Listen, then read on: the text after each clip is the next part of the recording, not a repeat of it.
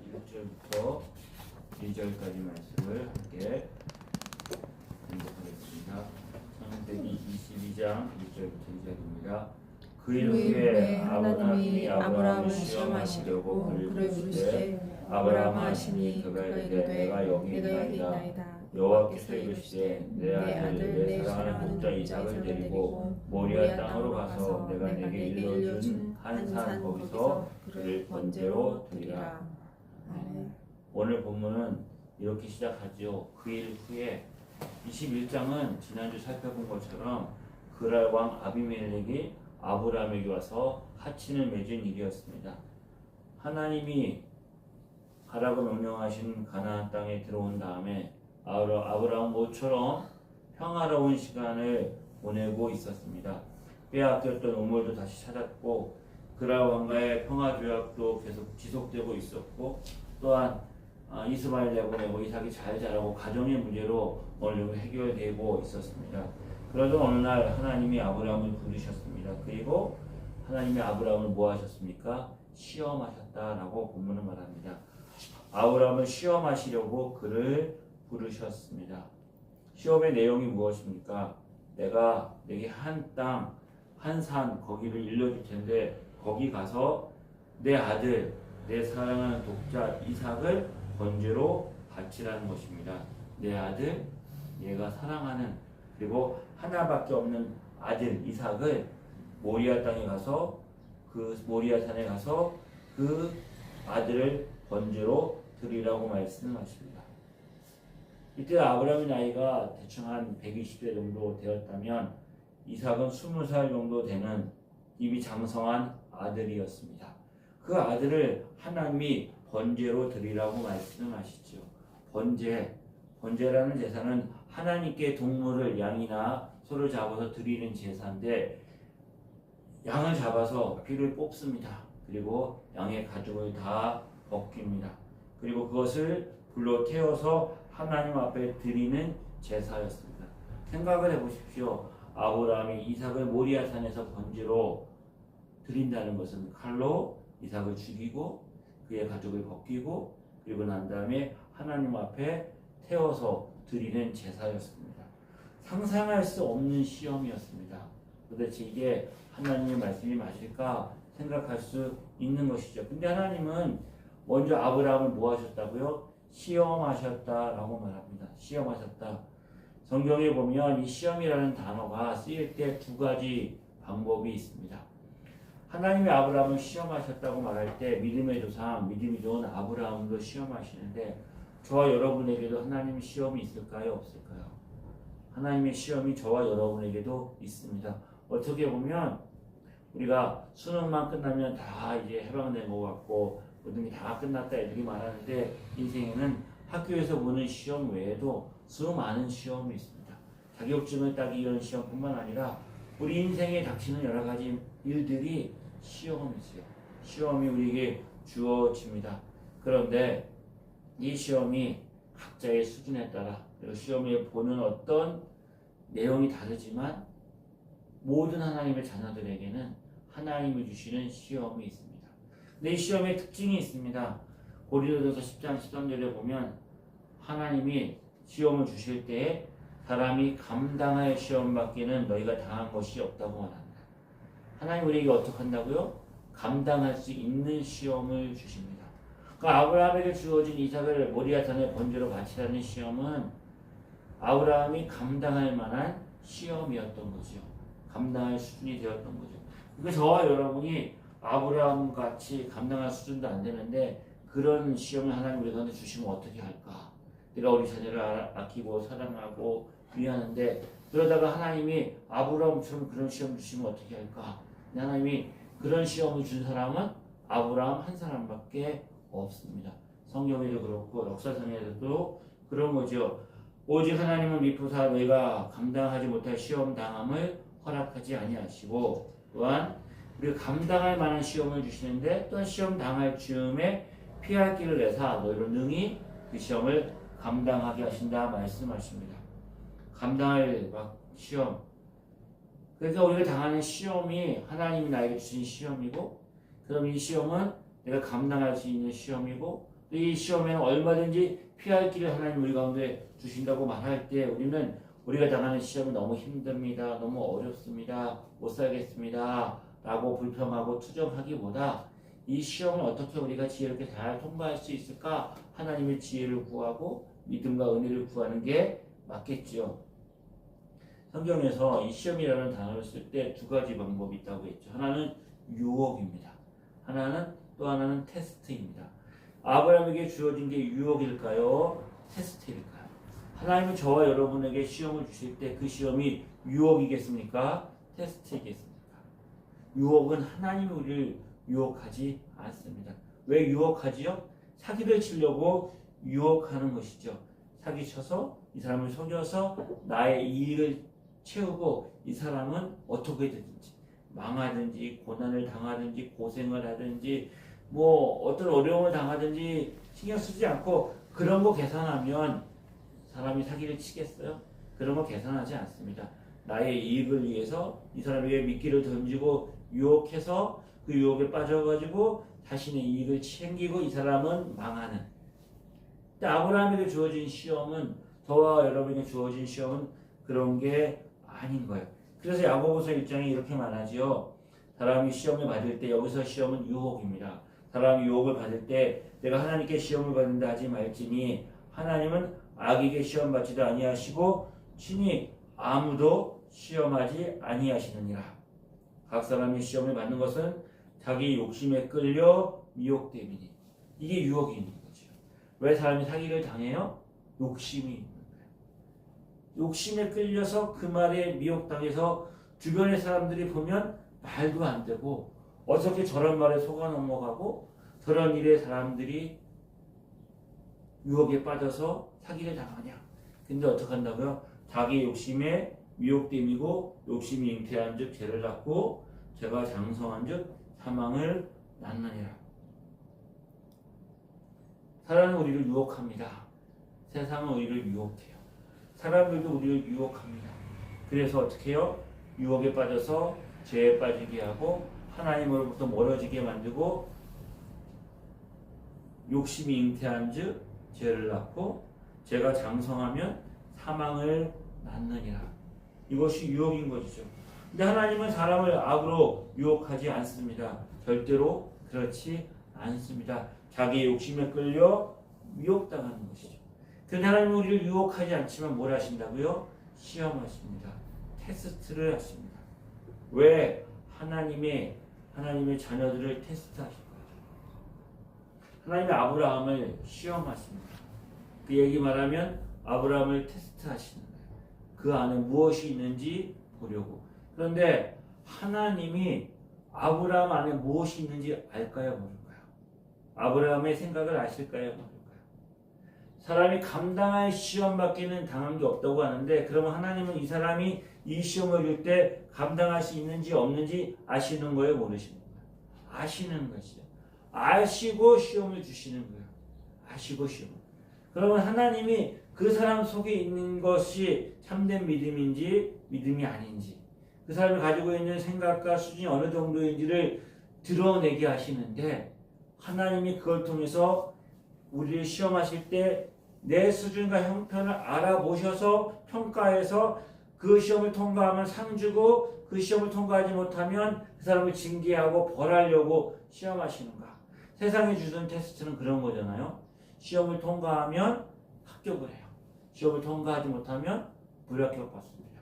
시험을 통과하면 자격증을 따요. 시험을 통과하지 못하면 자격증을 얻지 못해요. 시험을 통과해서 취직을 하거나 취업을 하거나 자격증을 따면 그 사람에게 받는 혜택이 커지죠. 상을 받는 거예요. 그런데 시험을 통과하지 못하여서 취업하지 못하고 취직하지 못하고 또한 진학하지 못하고 자격증을 따지 못하면 그 사람의 삶이 어려워지겠죠. 근데 하나님은 우리 가운데 주신 시험도 우리는 그렇게 생각하는 거예요. 시험을 잘 통과해야 내가 복을 받고 하나님 나에게 축복해 주시고 이 시험을 통과하지 못하면 내가 하나님께 징계받고 내 삶이 어려워지고 내 삶이 점점 힘들어진다. 이거 시험을 잘 통과해야 돼 믿음으로. 그런데 하나님 주신 시험을 통과해도 복이고 통과하지 못해도 복인 거예요. 왜 하나님 우리를 아세요? 우리가 어떤지를 아세요? 그걸 드러나게 하신다고 하잖아요. 이 드러나게 하시는 목적이 하나님이 그것을 통해서 모르는 것을 알게 하는 게 목적이 아니잖아요. 누구를 통해 누구와 그걸 알게 하기 원하는 거예요? 시험 받는 자신과 그리고 이 시험 앞에 그 시험을 바라보고 있는 주변에 있는 사람들 그 사람들이 이걸 통해서 복을 받거나 그 사람의 믿음이 자라고 성장하기를 원하셔서 시험을 주시는 것이죠. 하나님이 아브라함을 시험하셨다라고 말하는데 이 시험이 이번이 처음이 아니었겠죠. 특별히 하나님이 아브라함을 갈대아우르에서 부르시죠. 본토 친척 아비의 집을 떠나 내가 지시할 땅으로 가라. 갈 바를 알지 못하지만 따라가지요. 갈까 말까. 하나님 주신 말씀에 순종하지 못할까 순종할까. 이게 시험이었던 거죠. 그래서 아브라함이 처음에는 그가 두려워해서 온전히 순종하지 못하죠. 그래서 갈대아우르를 떠날 때 본토 친척 아비의 집을 떠나야 되는데 그 땅을 떠나지만 아버지와 함께 떠나죠. 아버지와 함께 떠나서 하란에 가죠. 거기에서 조카 롯도 데려가잖아요. 근데 거기에서 아버지 데라가 죽고 난 다음에 그리고 하란을 떠나서 조카 롯과 함께 가나안 땅에 들어가죠. 그리고 나중에 조카 롯도 떠내보내잖아요.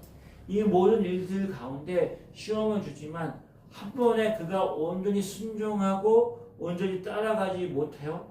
하지만 그 순간순간마다 하나님이 함께 하셔서 거기에 합당한 피할 길도 주시고 은혜도 주시고 함께 동행하시는 거죠.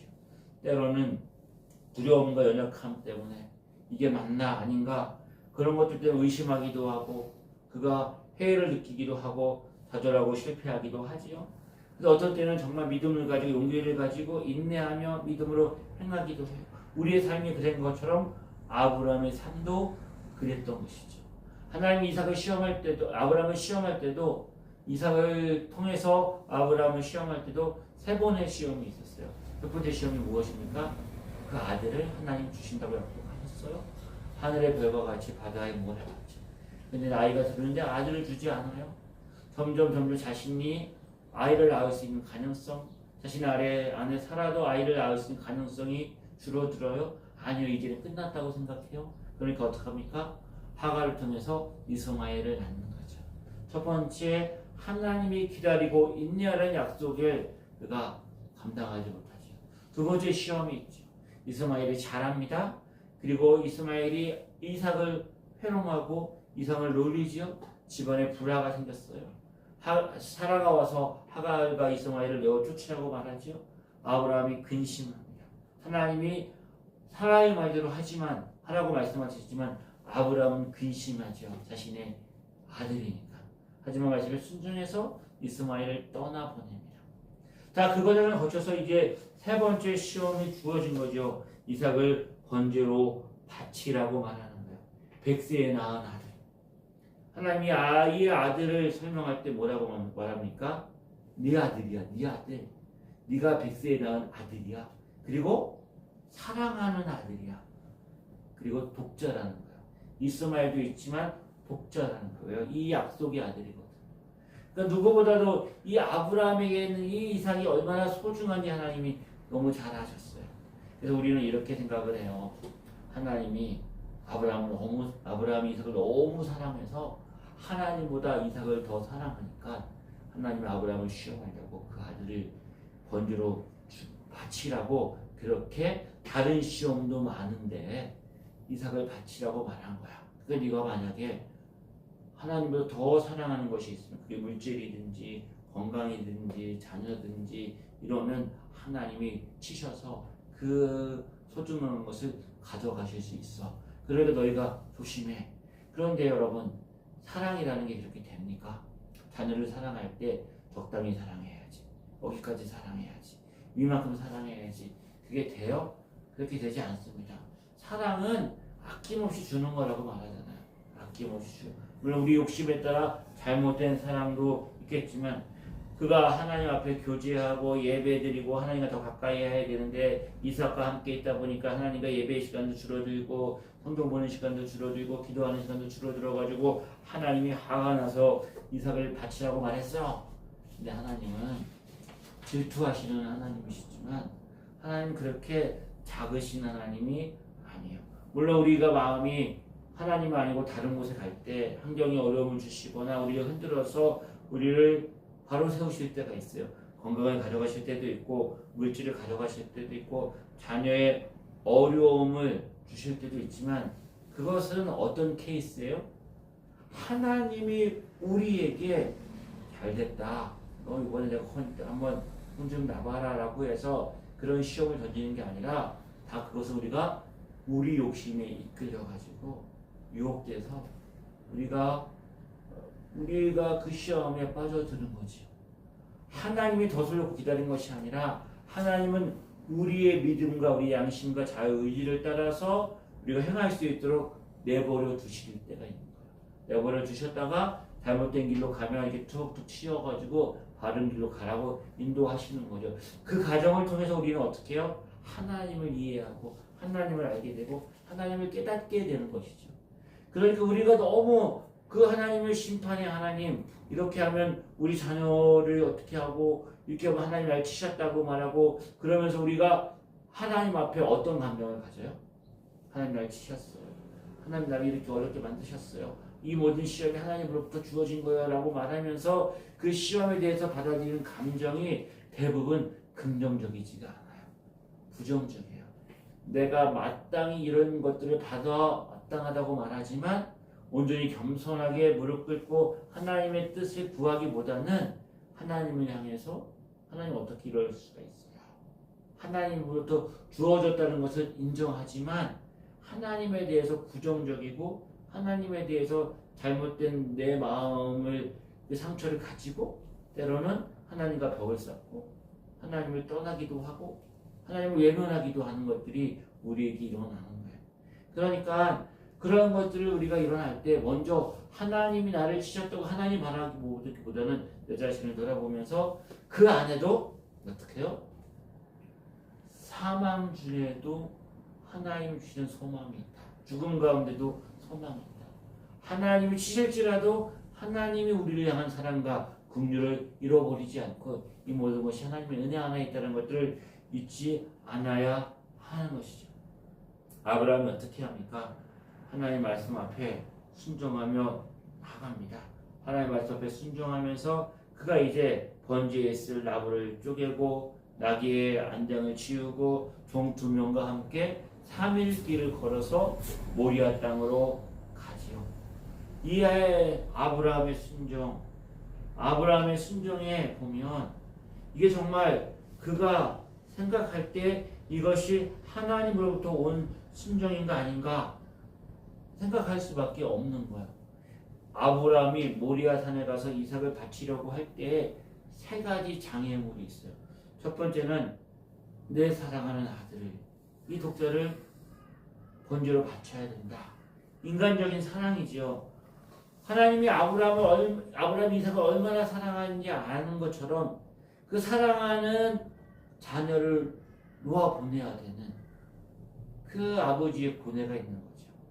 그거를 끊어야 되는 거예요. 두 번째 자녀는 이 아들은 하나님 말씀하신 것처럼 독자라는 거야. 이스마엘도 있지만 독자라는 왜 강조해요? 약속의 자녀이기 때문이에요. 하나님이신 내가 하늘의 별과 같이 땅의 모래와 같이 큰 민족을 이루려고 하면 이삭을 통해서 하나님이 이 약속을 주셨고 약속의 아들인 거야. 근데 이삭이 죽으면 어떻게 돼요? 하나님이신 약속이 깨어지는 거잖아요. 세 번째는 아무리 생각해도 하나님이 아들을 번제로 바치려고 했다고? 하나님이 그런 하나님이야? 그건 하나님의 성품과 맞지 않아요. 당시 이방 종교 우상을 섬기는 사람들은 얼마든지 사람을 제물로 바쳤죠. 심지어 자신의 자녀같이 제물로 바치는 일들이 얼마든지 일어났어요. 그만큼 인간의 욕망이라는 게 무서운 거잖아요. 근데 아무리 생각해도 살아계신 하나님, 참되신 하나님, 진실하신 하나님, 사랑의 하나님이 이런 걸 요구하실 리가 없는데, 근데 아브라함이 주신 말씀은 아브라함이 생각할 때 이건 분명히 하나님의 음성이었어요. 거절할 수가 없다. 그래서 순종하며 나갑니다. 그래서 마치 우리의 믿음이라는 게 맹목적 믿음이다라고 생각해요. 묻지도 않고 따지지도 않고 하나님 말씀하시면 무조건 따라야 된다라고 말하면 어떻게 돼요? 원리주의자가 되는 거예요. 정통을 앞세워가지고 그 정통을 앞세워서 사람들을 어떻게 해요? 마녀 사냥도 하고 사람을 단죄하고 정죄하고 그래서 그 많은 자신들이 생각하는 정통과 그 원리 때문에 폭력적이 되어지는 것이 종교가 가지고 있는 무서운 힘인 거예요. 그래서 종교가 정치랑 분리되어져야 되고 종교가 권력을 가지면 안 된다라고 말하는 이유가 종교가 권력을 가지게 되면 이게 힘이 되어서 여기에서 조금이라도 어긋나는 사람들은 단죄해야 되는 거야. 그러니까 우리가 말하는 믿음과 신앙은 명목적이지가 않아요. 그럼 아브라함이 가진 이 믿음과 신앙은 도대체 뭔가? 성경은 뭐라고 설명하고 있는가? 우리가 가져야 되는 믿음과 신앙이라는 것은 어떤 것인가? 예수님은 이렇게 말씀하셨어요. 영생은 곧 유일하신 참 하나님과 그의 보내신 자 예수 그리스도를 아는 것이다. 영생, 구원, 믿음, 신앙은 뭐라고요? 하나님과 예수님을 아는 거라는 거예요. 아는 거예요. 아는 거. 히브리서 11장에도 이렇게 말하죠. 믿음이 없이는 하나님을 깊으시게 하지 못하나니 하나님께 나아가는 데는 반드시 그가 계신 것과 그가 자기를 찾는 자들에게 상 주시는 일을 믿어야 하시다. 믿음이란 아는 거예요. 하나님과 하나님이 어떤 분인지를 아는 거예요. 그것이 믿음이라는 거예요. 다시 말하면 아브라함이 가지고 있었던 믿음과 순종은 뭐예요? 하나님을 아는 지식에서 나온 합리적인 믿음이라는 거예요. 이성적인 믿음이요. 겉으로 보기에는 맹목적인 믿음인 것 같았어요. 아니 자기 아들을 바치라고? 맹목적인 믿음인 것 같지만 이 아브라함의 믿음을 설명하고 있는 성경은 아브라함의 믿음은 합리적이고 이성적이고 하나님을 아는 지식에서 나온 믿음이라는 거예요. 어떻게 이런 아브라함이 이 믿음을 가졌을까요?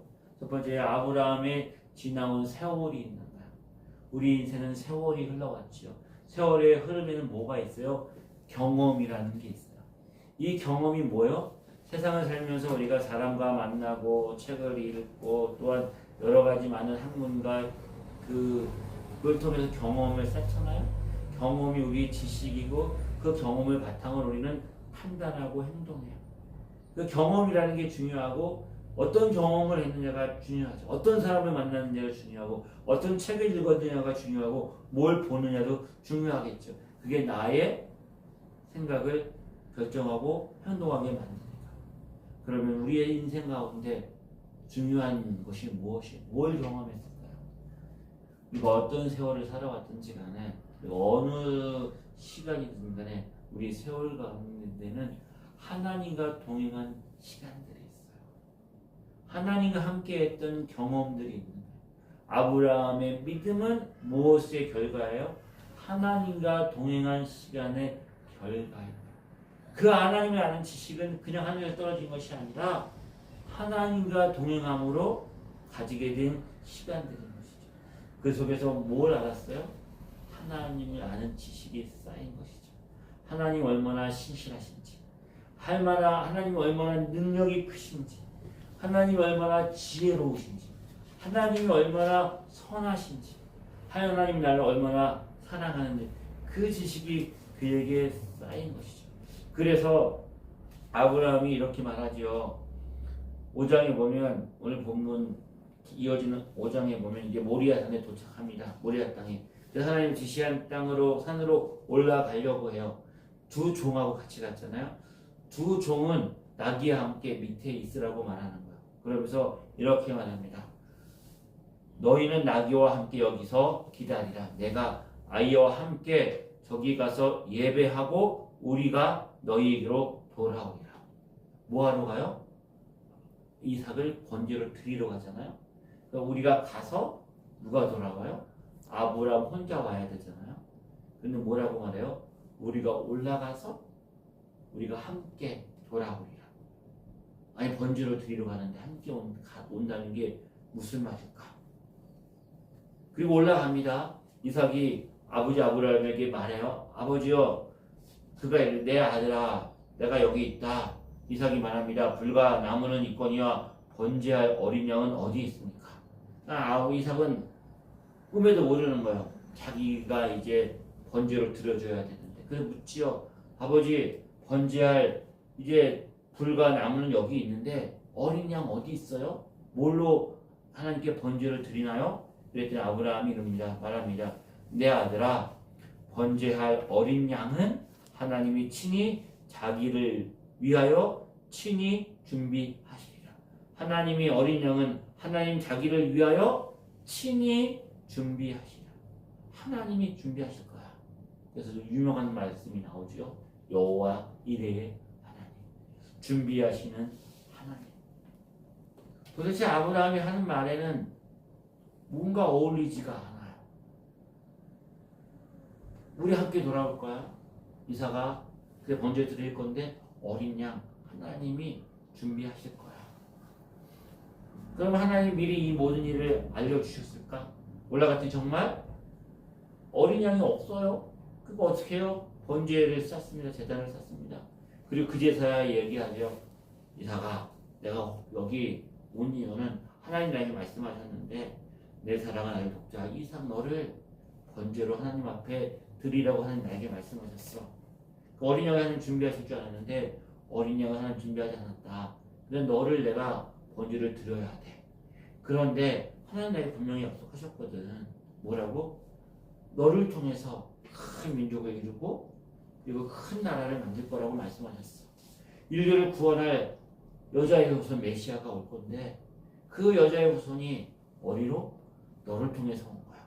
네가 태어난 거 알지? 엄마 아빠가 내가 100세고 엄마가 90세가 돼서 아들을 낳을 수도 없었는데 하나님께서 이 100세가 되었을 때 너를 주셨어. 얼마나 귀한 아들인지 몰라. 엄마가 이제 월경도 하지 못하고 아이를 낳을 수 없는 상황이 되었지만 하나님이 그 약속에 따라서 기적적으로 널 주신 거야.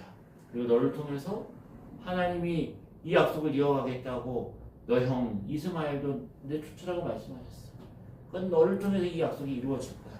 근데 하나님이 번제로 드리려고 말씀하시는데 나는 이해할 수 없지만 분명한 것은 이 약속의 말씀은 반드시 너를 통해서 성취할 거야. 그래서 나는 말씀에 순종해서 여기 와서 하나님 어린 양 준비할 줄 알았는데 어린 양이 없다. 네가 제물이 되어야 되겠다. 그런데 하나님 어떤 하나님이냐? 약속한 것은 반드시 지키시는 하나님이야. 그러니까 너를 통해서 이 약속이 말씀이 이루어진다는 것은 반드시 성취될 거야. 그걸 내가 너를 번제로 죽이면 번제로 드리려고 하려면 너를 죽여야 돼. 근데 죽이면 네가 죽으면 이 약속의 말씀이 이루어지지 않을 것 같아. 그런데 우리 하나님 어떤 하나님이야? 무에서 유를 창조하시는 하나님이야. 아무것도 없는 이 땅을 하나님 말씀으로 천지 만물을 창조하시는 하나님이고 죽었던 나의 생태 몸에서 생명을 주셔서 너를 태어나게 하신 하나님이야. 그리고 죽은 자도 살리시는 하나님이야. 그런 전능하신 하나님이야. 그래서 내가 번제로 널 드릴지라도 하나님이 너를 다시 살려내실 거야. 그 하나님이 내가 경험한 하나님이고 네가 아는 하나님이지 않냐. 이 말을 어떻게 해요? 이삭이 어떻게 했을까요?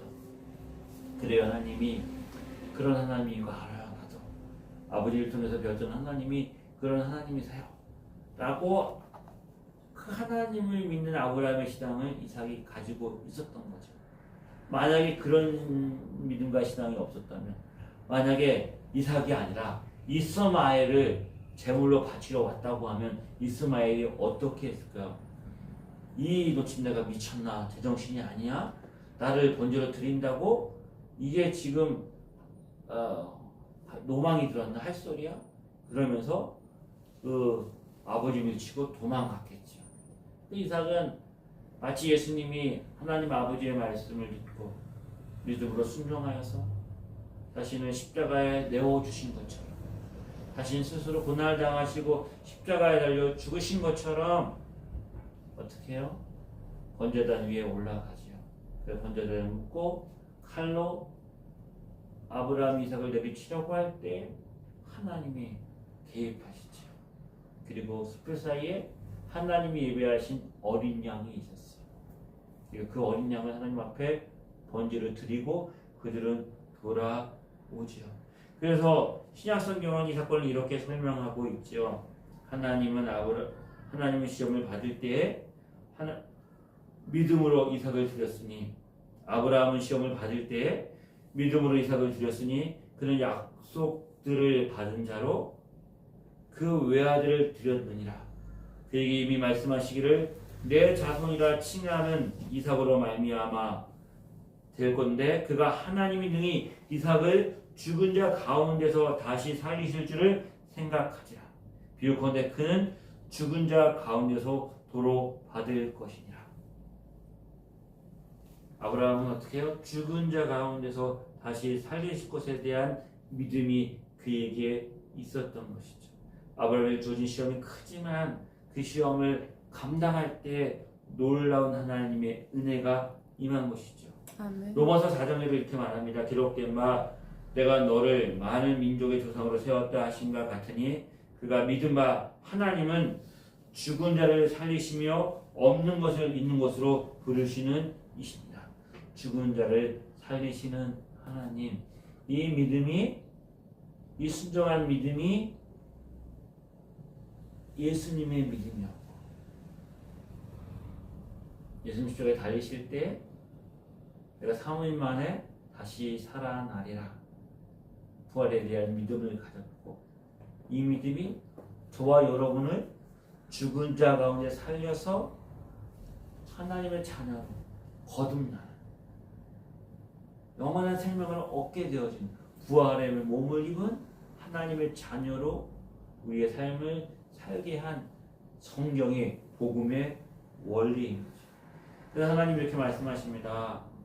하나님이 사자를 보내셔서 그 아이에게 손을 대지 말라. 그에게 아무 일도 하지 말라. 내가 내 아들 내 독자까지라도 내가 아끼지 아니하였느니라. 내가 이제야 내가 하나님을 경외하는 줄을 알았노라. 내가 이제야 하나님을 경외하는 줄을 알았노라. 하나님이 아브라함이 하나님을 경외하는지 모르셨을까요? 몰라서 시험을 주셨을까요? 몰라서 하나님 그거 알고 싶어서? 하나님 다 아신다니까요.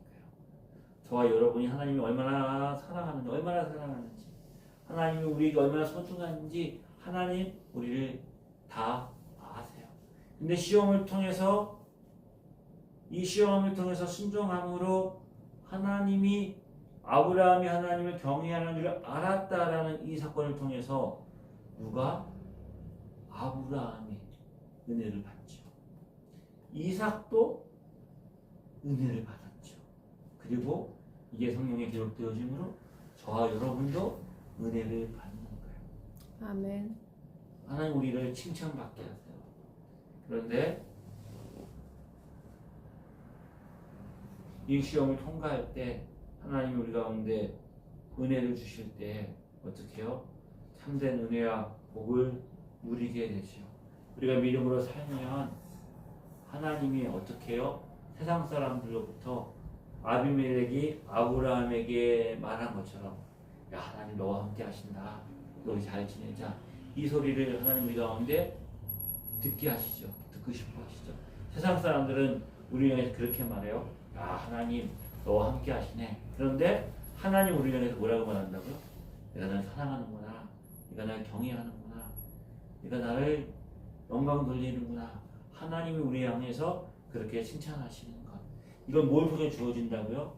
시험 가운데 믿음으로 행할 때 하나님 우리 가운데 그렇게 말씀하시고 보는 거예요.